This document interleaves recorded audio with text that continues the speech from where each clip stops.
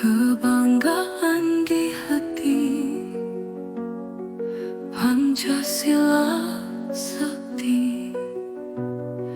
Di setiap darah mengalir cinta tanah air. Semua bersatu padu agar bangsa maju. Satu nusa, satu bangsa, Indonesia pusaka. Demi bangsa dan negara, Gema Pancasila. Demi keagungan semesta, selamat datang di kanal seri Kejeniusan Nusantara. Video ini hadir untuk berbagi kecerdasan tentang masa lalu itu memori, masa depan itu visi, masa kini itu perlombaan. Atas nama negara kemanusiaan, mari berpikir ulang bahwa untuk menghasilkan negara Pancasila, kita harus berpikir secara mandiri, sekaligus bertindak rendah hati. Kita harus menjadi pemikir yang mandiri, karena tidak dapat menghasilkan negara yang menyetujui pandangan dan karya kolonial, liberal, komunis, atau bahkan khilafah sekalipun. Sementara bertindak rendah hati, artinya bersikap terbuka dan menerima gagasan orang lain, tanpa kehilangan kemampuan untuk berpikir dengan baik dan komprehensif. Inilah bahan bakar sinergitas, serbuk sari, hibrida, dan kolaborasi, persatuan perjuangan, serta perjuangan persatuan. Benedict Anderson, dalam buku Komunitas Imajiner, Refleksi tentang Asal-Usul dan Penyebaran Nasionalisme, mendefinisikan bangsa sebagai produk nasionalisme modern, dan komunitas ekonomi politik yang dibayangkan, yang menurutnya selalu dibayangkan sebagai sesuatu yang secara melekat terbatas dan berdaulat.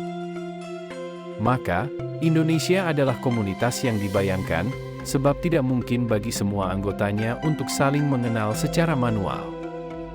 Ia dibayangkan sebagai persaudaraan yang mendalam dan horizontal, yang menyatukan semua anggotanya tanpa memandang usia, kelas, warna kulit, kepercayaan, jenis kelamin, dan agama. Karenanya, meskipun secara praktis bersifat universal, setiap nasionalisme membayangkan bangsa tertentu sebagai sesuatu yang unik dan berbeda dari yang lain. Usaha mengkarbon kopi akan sia-sia.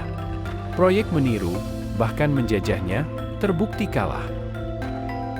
Dengan demikian, Indonesia harus konsisten dibayangkan sebagai konstruksi komunitas yang terbuka terbatas. Terbuka dalam satu perasaan dan tujuan, serta dibatasi oleh bangsa lain, meskipun batas-batas aktualnya seringkali cukup elastis dalam praktiknya. Akhirnya, Indonesia harus terus dibayangkan dan diusahakan sebagai negara yang berdaulat, dipahami sebagai otoritas politik tertinggi yang sah dalam komunitas politik. Kedaulatan ini menemukan ekspresi paling jelasnya dalam bentuk negara yang merdeka, mandiri, modern, dan martabatif. Tentu saja, kedaulatan negara kita kini makin tunduk pada dominasi ekonomi global.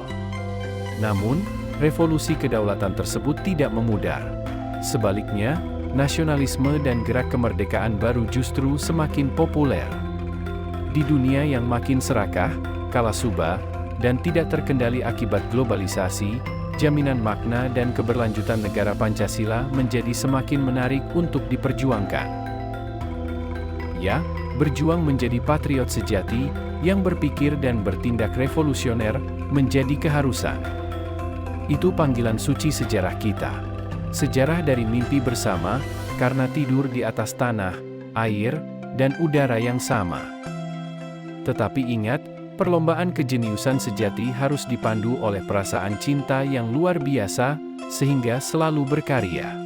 Mustahil untuk menghasilkan karya besar tanpa rasa sejati dan cinta yang luar biasa. Kesadaran sejarah ini kami produksi dengan kejeniusan sejati, cinta yang sangat besar, plus sikap patriotik pada Republik, agar kreatif dan apik. Mestakum.